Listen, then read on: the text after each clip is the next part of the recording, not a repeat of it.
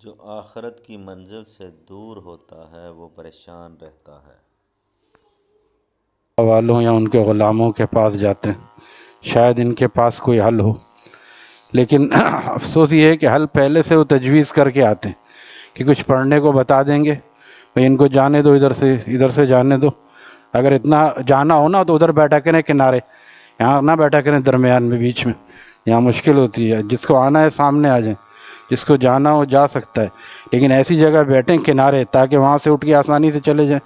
بیچ سے اٹھ کے جانا، نمازی کے سامنے سے گزرنا، یہ سب گناہ ہے۔ تو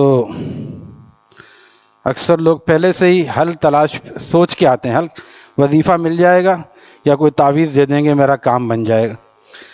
جب یہاں پہ آ کے بات کچھ اور سننے کو ملتی ہے تو ان کا جو ہے وہ سوچتے رہ جاتے ہیں، اور کرنے کا ارادہ پہلے ہی نہیں ہوتا، کرنے کے ارادے سے نہیں آتے بلکہ اپنا کام بنانے کے لیے آتے ہیں۔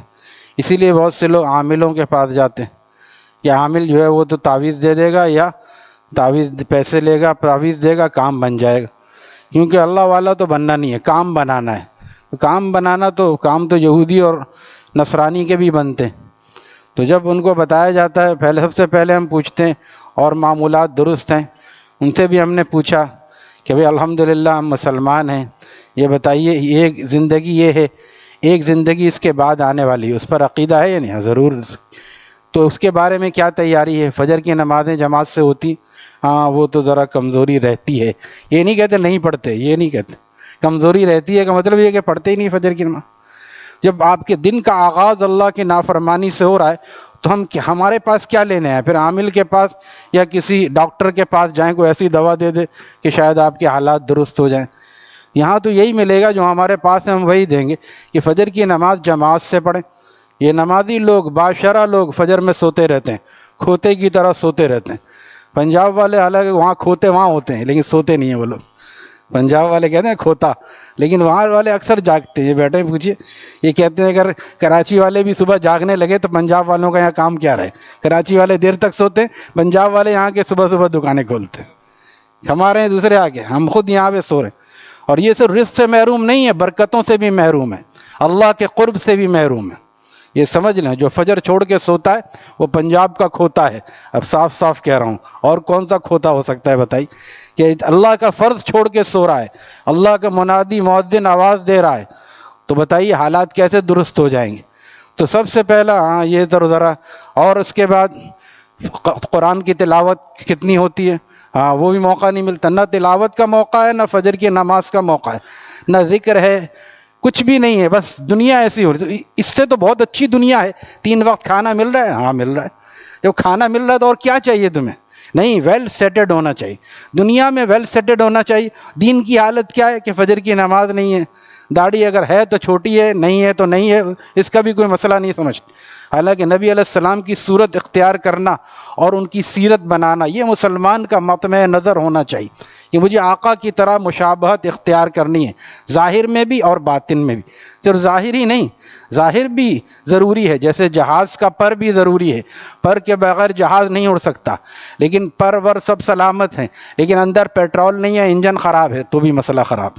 دونوں چیز، ظاہر بھی ضروری ہے، باطن بھی ضروری ہے۔ بغیر پر اور پہیے کے نہیں اڑ سکتے۔ پہیے کے اڑنے کا کیا تعلق ہے؟ جب تک وہ تیز چلے گا نہیں تو کیا کھڑے کھڑے اڑنے لگے گا؟ کوئی 500 روپے والا ہیلی کاپٹر تو ہے نہیں جو کھڑے کھڑے اڑنے لگے۔ یہ اتنی دور تیز چلتا ہے تب جا کے اڑتا ہے، تو اس کے ویل صحیح ہونے چاہیے۔ وہ نظر آ رہا ہے نا، تو اس کی کیا ضرورت ہے؟ اس کو تو اڑنا ہے، اڑنا کے لیے ویل سے چلنا ضروری ہے۔ تو جو ہم نے عشق رسالت چھپا کے رکھا ہے اس کا نظر آنا بھی ضروری ہے کہ ہم پکے مسلمان ہیں۔ عشق نبی جو دل میں اترتا چلا گیا، سنت کا نور رخ پہ بکھرتا چلا گیا۔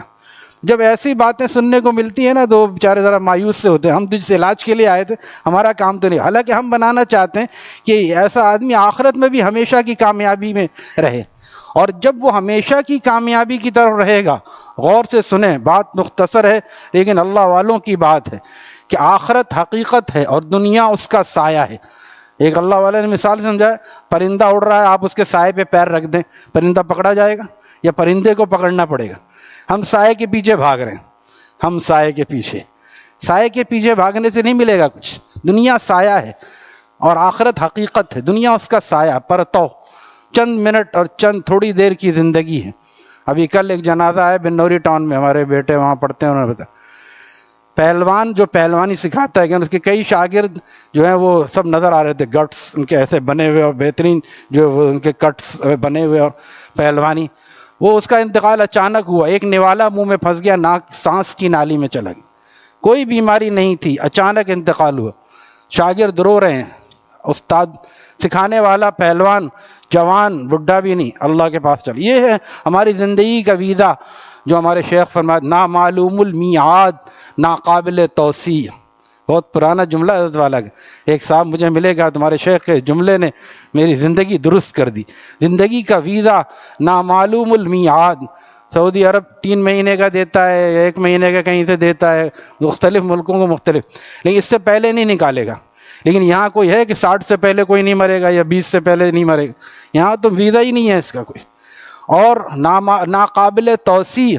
اگر وہاں پہ خدا نخواستہ کوئی بیمار ہو جائے، 3 مہینے پورے ہو گئے، اب وہ خاص درخواست دیتا ہے، اس کے ساتھ کچھ ریال دیتا ہے جرمانے کے طور پہ کہ ابھی ہم کچھ عرصے رہنا چاہتے ہیں، جب تک مریض صحیح نہ ہو جائے وہ رہنے دیں گے. لیکن کیا اسرائیل علیہ السلام کے بعد آنے کے بعد بھی کچھ وقت مل سکتا ہے کہ تھوڑے دن ہمیں دے دیں، ابھی داڑھی بڑی نہیں ہے، 6 مہینے بعد آئیے گا، میں بالکل متوا مقطع چقطع ہو جاؤں گا تب میں جاؤں گا؟ ایسا ہے کوئی؟ ایک دن کیا، ایک لمحہ بھی نہیں ملتا. لا یستأخرون ساعة. تو اس زندگی کے لیے ہم تیار کرتے ہیں، اس زندگی کے لیے رابطہ کم ہوگا جتنا عالم فانی کے ساتھ، روح نکلے گی اثر اتنی ہی آسانی کے ساتھ. سب کو جانا ہے. ہمارے شیخ فرماتے تھے جس دنیا سے ہمیشہ کے لیے جانا اور پھر کبھی لوٹ کر نہ آنا، اس دنیا سے دل کا کیا لگانا. ساری توجہ. ہم یہ نہیں کہتے نہ کرو بے، کس نے منع کیا؟ کاروبار نہیں ہوگا تو کیسے ملک چلے گا؟ غریبوں کا پیٹ کیسے بھرے گا؟ سب کرو، لیکن نمازیں تو وقت پر پڑھو، تلاوت تو کرو، ذکر تو کرو. اللہ سے بالکل تعلق توڑا ہوا ہے اور سارا تعلق معاش سے جوڑا ہوا ہے. جو ذمہ داری دیکھیے، وما من دابۃ فی الارض الا علی اللہ رزقها. یہ حفاظ اکرام بیٹھے، 12واں پارہ شروع ہے. اللہ تعالیٰ علی اللہ، اہل علم بھی ہیں یہاں پہ موجود، ان سے پوچھئے کہ علی اللہ کا مطلب کیا ہے. اللہ تعالیٰ نے تمام زمین پر چلنے والوں کا رزق، علی اللہ کا مطلب اپنے ذمے لیا ہوا ہے. اللہ پر ہے سے مراد اللہ کے ذمے ہے اس کو رزق دینا تمام مخلوق کو. انسان تو اشرف المخلوقات ہے، انسان اشرف ہاتھی گھوڑا جانور بچھو سانپ سب کو اللہ تعالیٰ رزق دیتے ہیں. تو جو کام اللہ تعالیٰ نے اپنے ذمے لیا وہ آج مسلمانوں نے اپنے ذمے لے لیا. نہیں، یہ رزق تلاش کرنا ہمارا زندگی کا مقصد ہے. اور جو کام ہمارے ذمے لگایا تھا تم ہماری بندگی کرو، ہم تمہاری زندگی کو سنواریں گے. تم بندگی کرو، زندگی سنوارنا ہمارے کام ہے. تم خالق خوشی کو خوش کرو، تمہارے دل کو خوش کرنا ہمارا کام ہے. تم اس کو خوش کرو جو خوشی اوپر سے نازل کرتا ہے. ہمارے حضرت والا کا یہ جملہ بھی، یہ ملفوظ بھی آب زر سے لکھے جانے کے قابل ہے کہ جس زمین والے کو خوش رہنا ہو اس کو چاہیے آسمان والے کو خوش رکھے. زمین کے بھی کام بنیں گے اور جانے کے بعد کی زندگی. تو جب جانے کے بعد کی زندگی کامیاب ہوگی تو اس حقیقت کا سایہ یہاں پڑے گا، یہ زندگی بھی کامیاب ہونے لگی. اب سنیے، حکیم الامت، یہ بزرگان دین جہاں جاتے ہیں ہم تیرا فسانہ چھیڑ دیتے. ہر مسئلے سے آخرت کا مسئلہ استنباط کرتے ہیں. یعنی میں ٹرین میں بیٹھا تھا، میں کانپور جا رہا تھا، دوسرے صاحب بمبئی جا رہے تھے. پوچھ کیا کہاں جا رہے ہیں؟ خیر کہ میں تو وہاں جا رہا ہوں، میں کانپور جا رہا ہوں. کانپور تو یہ ٹرین جائے گی نہیں، تو یہ تو بمبئی، آپ کو یہ کانپور جا رہی ہے، آپ تو بمبئی جا رہے ہیں، یہ تو نہیں جائے گی. اچھا میں غلط بیٹھ گیا. اب وہ غلط بیٹھ گئے، ابھی ادھر جھانک رہے ہیں ادھر دیکھ رہے ہیں. اب کیا ہے، یہ کوئی W11 تو ہے نہیں روک دے، ٹرین ہے، اب اپنے اسٹیشن پہ جا کے رکے گی. اب حکیم الامت نے فرمایا کہ اتنا بڑا عالم ان سے کہہ رہا ہے اچھا آپ بیٹھ جائیں، ابھی کیا، ابھی تو 1 گھنٹے بعد اسٹیشن آئے گا، تب آپ دوسری گاڑی میں. کہنے آپ کو بیٹھنے اور بات کرنے کی پڑی ہے، میری منزل کھوٹی ہو رہی ہے، میرا دماغ اپنی جگہ پہ نہیں ہے، میں منزل سے دور ہو رہا ہوں. حکیم الامت نے مسئلہ استنباط کیا، جو آدمی منزل سے دور ہوتا ہے وہ پریشان رہتا ہے. اس کو بات کرنے کا دل نہیں چاہ رہا ہے، اس کا دماغ کہیں اور ہے. او میاں کیا نیچے دیکھ رہے ہو؟ ہم یہاں درد دل پیش کر رہے ہیں، آپ لوگوں کو نیند آتی رہتی. بتائیے، وہ اتنے بڑے عالم سے بات نہیں کرنا چاہ رہا، وجہ کیا ہے؟ اس کا دل کہیں اور ہے. کیوں؟ کہ منزل سے دور ہو رہا ہے. اگر منزل سے کرے، حکیم الامت اپنی منزل کی طرف جا رہے تھے بالکل بے فکر، تھوڑی دیر میں منزل پہنچ. جو منزل سے تو جو آخرت کی منزل سے دور ہوتا ہے وہ پریشان رہتا ہے. یاد رکھیں، یہ پریشانی کی یہی وجہ ہے. اللہ سے آخرت سے دور یعنی اللہ سے دور, اور اللہ سے دور رہنے والا چین کیسے پا سکتا ہے؟ آپ دیکھیے قبلہ نما کی سوئی قبلے کی طرف رہتی ہے نا, آپ اس کو قبلہ نما کو ہلائیں پھر وہ ہل کے ادھر ہی چلی جاتی. یہ قطب شمالی کی طرف اس کا رخ ہے, اصل میں قطب شمالی کی طرف اس کا رخ ہوتا ہے. تو تھوڑا سا میگنیٹ اس میں لگا ہے, تو ہمارے دلوں میں بھی ایک میگنیٹ لگا ہوا ہے, اللہ تعالیٰ نے لگایا. الست بربکم, کیا میں تمہارا پالنے والا نہیں ہوں؟ قالوا بلا, کیوں نہیں, آپ ہی ہمارے بھائی. تھی جو ایک چوٹ پرانی وہ ابھر آئی ہے, دل ازل سے تھا کوئی آج کا شاید آئی ہے. ارے ہمیں تو اللہ تعالیٰ نے وہیں چوٹ لگا دی تھی کہ ہم آپ کے بندے ہیں, آپ کے سوا کسی کو نہیں پرستش کسی کی نہیں کریں گے. تو یہی چوٹ ہے جو ہمیں ادھر ادھر نہیں ہو رہی, اسی لیے پریشان ہوتا ہے مسلمان. تو مسلمانوں کی پریشانی کا حل اسی میں ہے کہ اللہ کے دین وَاعْتَصِمُوا بِحَبْلِ اللَّهِ جَمِيعًا, وَاعْتَصِمُوا, مضبوط پکڑ لو اللہ کی رسی کو. یہی پریشانیوں کا ایک حل ہے, اور کوئی حل نہیں ہے. نہ تعلیم میں ہے, نہ سیاست میں ہے, نہ سیٹ میں ہے, نہ غیروں کی غلامی میں ہے. آقا کی غلامی اور آخرت کی فکر میں تمام مسلمانوں کی کامیابی کا راز مضمر ہے. اللہ تعالیٰ یہ بات مجھے بھی سمجھا دے اور میرے تمام مسلمان بھائیوں کو سمجھا دے, اور تمام عالم اسلام کی ہمیں فکر نصیب فرمائے. ایک بات کل دل میں آئی ذکر کی مجلس میں کہ بھئی یہ سب کو یہ کام کرنا پڑے گا. اللہ تعالیٰ نے عطا فرمائے, بزرگوں کی جوتیوں کا صدقہ ہوتا ہے. یہ کام سب کو کرنا پڑے گا, صرف مولوی کا اور تبلیغی جماعت کا نہیں ہے. کیا کام؟ کہ اس بات کو جو ہم نے یہاں سنا نا, اس کو آگے پہنچائی. ہمارے دل میں غم لگ جائے, کسی کو ہمیں سنانا ہے کہ بھئی آخرت کی کامیابی سے دنیا کی کامیابی کا تعلق ہے. یہ کام سب کو کیوں کرنا ہے؟ اب سب کیوں کما رہے ہیں؟ دیکھیے ایک زمانہ تھا, ایسے لوگ اب بھی زندہ ہوں گے, اور مجھے ایک بڑے میاں ملے ابھی کچھ عرصہ پہلے, ان کا انتقال ہو گیا, جو پاکستان بننے سے پہلے کے تھے. اب بھی ایسے لوگ موجود ہیں. تو وہ بتاتے تھے کہ ایک آدمی ہم کماتے تھے, سارا گھر آسانی سے کھاتا تھا, کوئی پریشانی نہیں تھی, بہت خوشحالی تھی.